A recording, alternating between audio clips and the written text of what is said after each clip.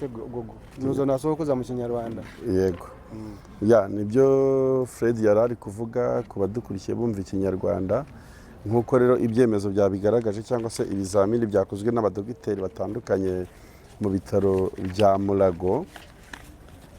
Gogo yapfuye azize umwijima ibihaha yego nuwango amaze kubisobanura mu Kigande ndetse no mu Cyongereza. Hari abatafite wenda ayo mahirwe yo kubyumva, ariko ubundi rwose Gogo yishwe n'ibihaha. Burya dogiteri cyagiye bazabisobanura kavuga ati basuzumye basanga ku bihaha bye hariho amashyira y'ibisebe, amaraso. Yarokoka mbere yuko yitaba Imana y'iminsi 2 yari avuye ngo mu giterane cyari cyajemo abantu benshi, ndetse ngo yasinye n'amasezerano n'uruganda rukora Mirinda agira ngo ni ubwoko bwa fanta y'u Buganda iryoha cyane. Bari bamaze kumuha amasezerano kugira ngo yamamaze urwo ruganda, ariko hari benshi wenda mu njyana za gospel bifuzaga mu by'ukuri ayo mahirwe ariko batigeze bayabona. Ari naho ishyari rishobora kuza kuba ryavukira, bakavuga ati se kuki uwo mutima n'igicuro bitamwishe ataramara gusinya ayo masezerano.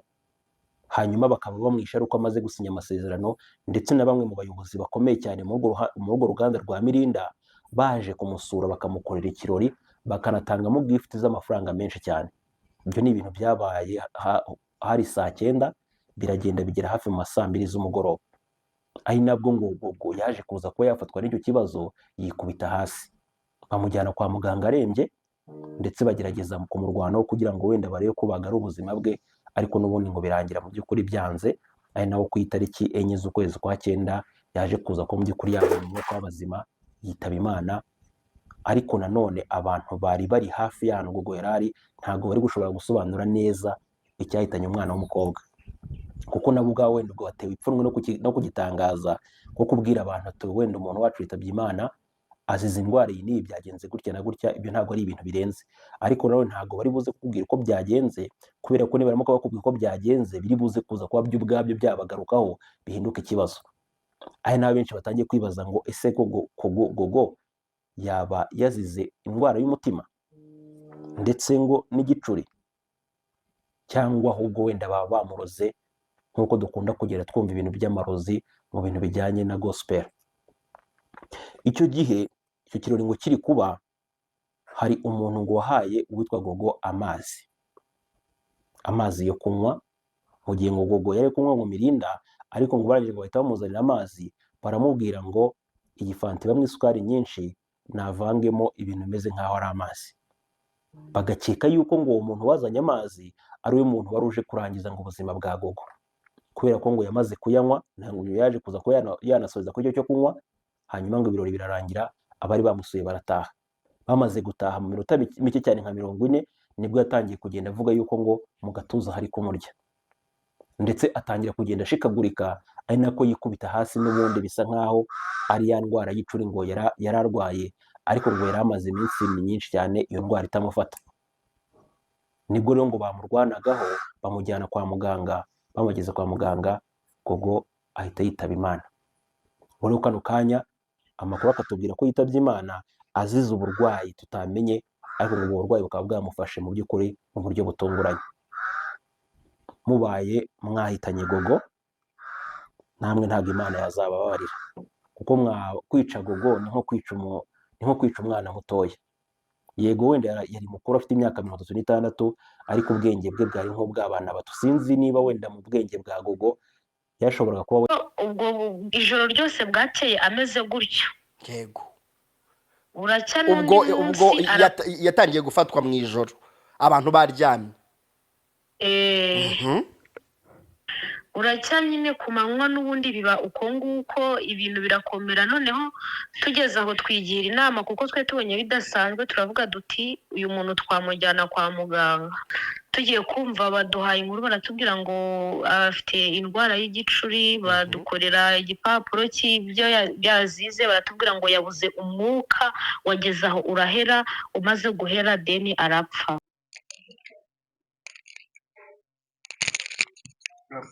Okay.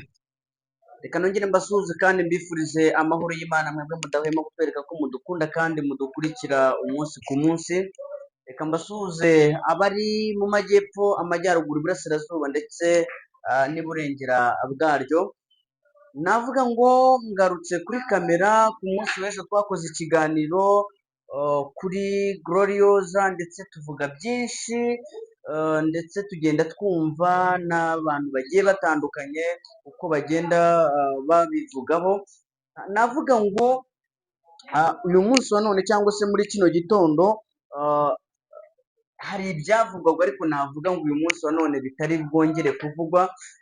Bamwe mu ba content bagiye babigarukaho, abanyamakuru runaka, ibinyamakuru bitandukanye bigenda bigaruka ku rupfu rwiwe, ariko nyamara rimwe na rimwe bakabivuga ntawe ufite amakuru, ntawe urimo mu by'ukuri kubyemeza niba icyo yazize.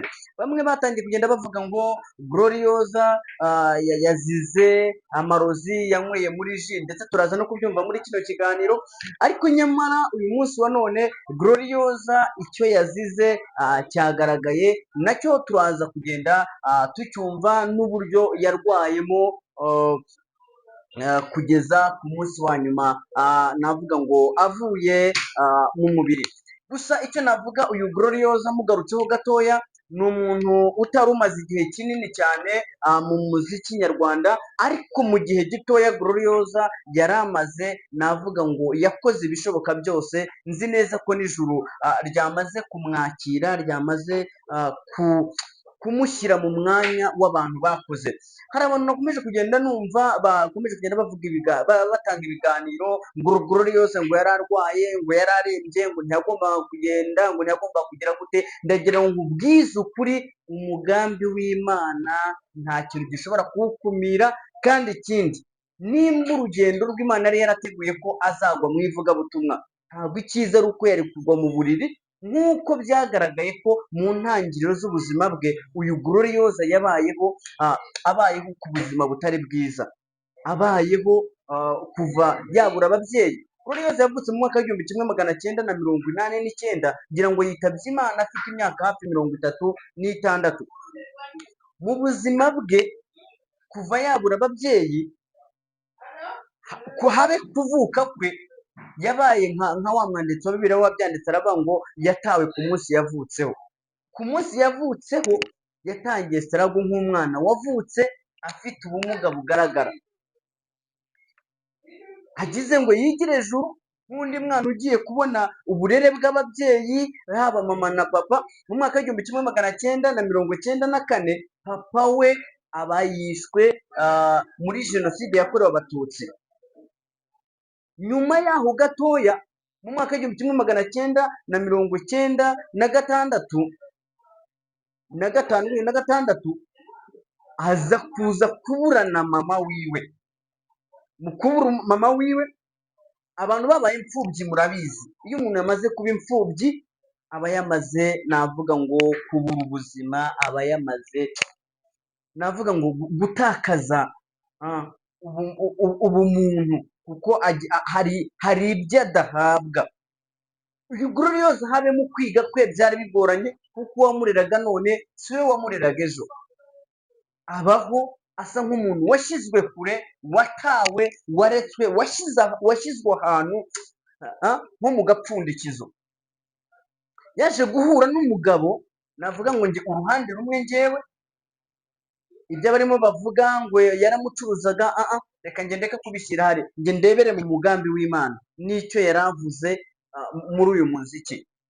Amusanga ari nk'umwana watawe, washyizwe kure, afata icyemezo cyo kuvuga ngo uyu mwana, nkurikije uko mwumvise, nkurikije ubwenge afite, nkurikije amagambo avuga, nubwo afite ubumuga ariko yabasha gusunikwa akagira ahantu agera, kandi akagira ibikorwa bifatika akora. Binumvikane, Gloriosa ni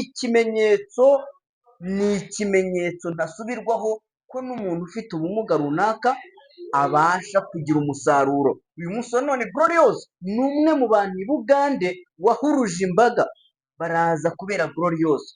Wowe ufite umuntu ufite ubumuga ukumva ngo ntabwo ndi butuma avuga, ndamushyira kure, byagaragara nabi, ndagira ngo nkubwire ngo ntabwo ari cyo gisubizo. Witwa Bekemu Imana iguha umugisha, Imana iguha umugisha.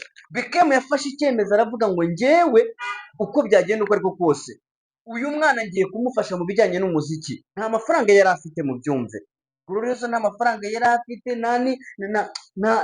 n'uriya manager amufata ntabwo yamufashe kubera ko hari amafaranga runaka yari agiye yari amuhaye ngo genda utume umuziki wanjye ugaragara. Glorious yari yarabayeho no muri korali hafi muri 2002 hari korali yabagamo.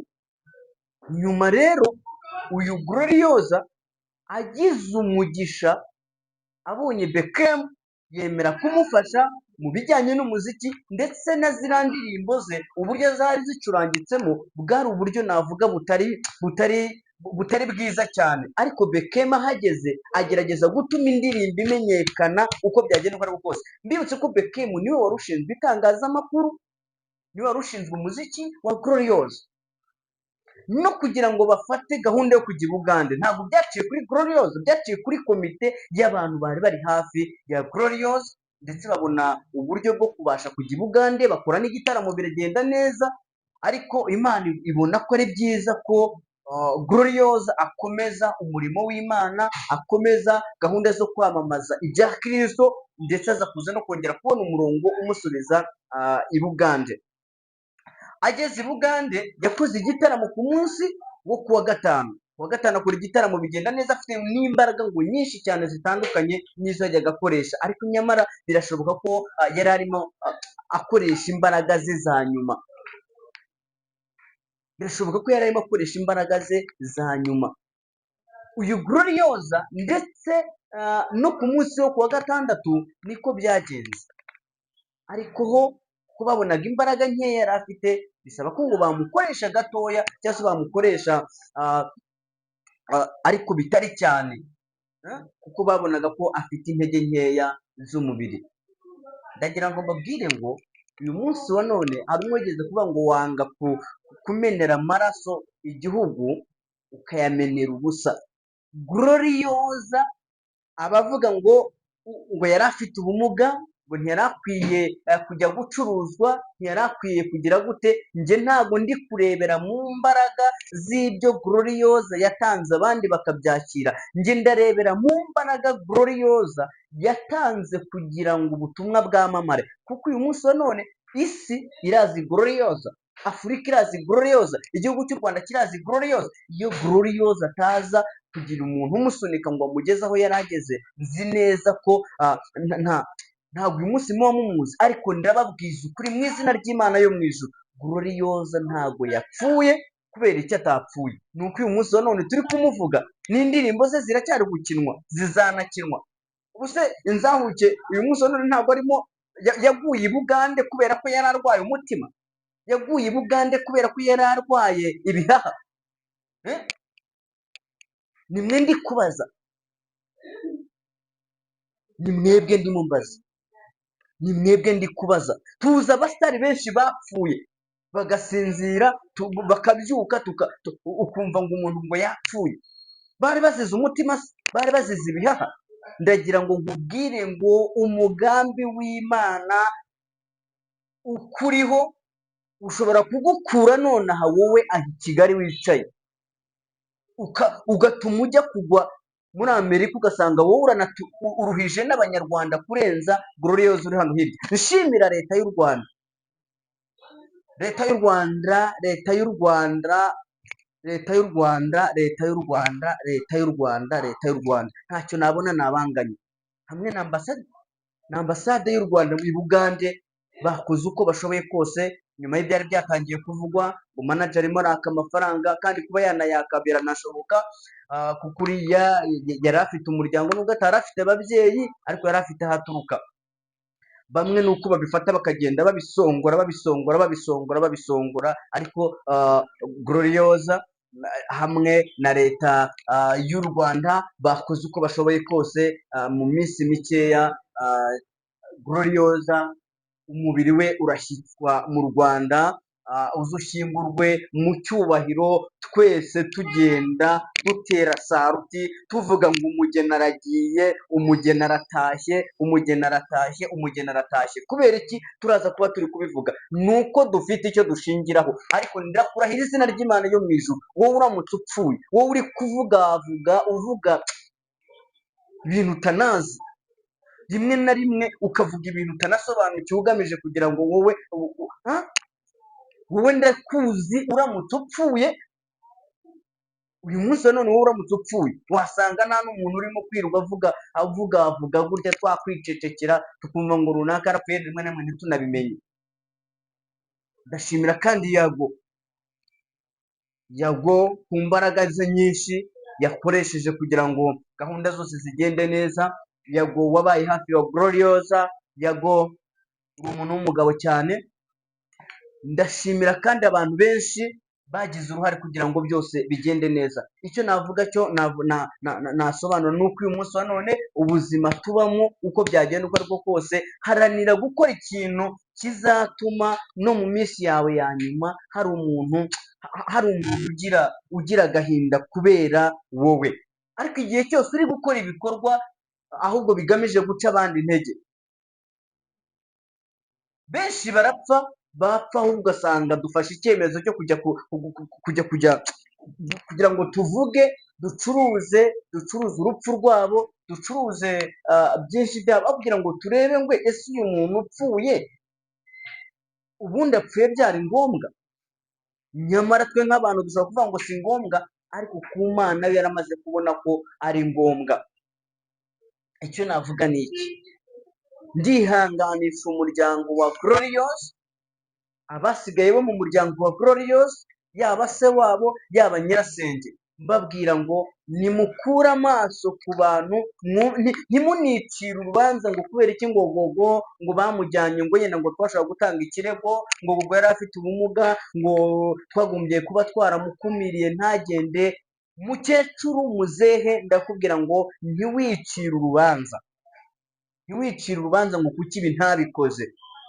Ntiwicire urubanza, uryame usinzire uvuge ngo umugeni aratashye, kuko yari afite murumuna we yarapfuye kandi ntabwo yazize umutima, yari afite papa we yarapfuye ntabwo yazize umutima, yari afite mama we yarapfuye ntabwo yazize ibihaha, yari afite nk'uko nawe wowe uri kundeba ufite abantu bawe wabuze, ukababura mu buryo budasobanutse, ukababura, navuga ngo ukababura atari uko wabishakaga. Bishatse gusobanura iki? Umuntu ashobora kubura uwe akamubura by'amaherere, ariko si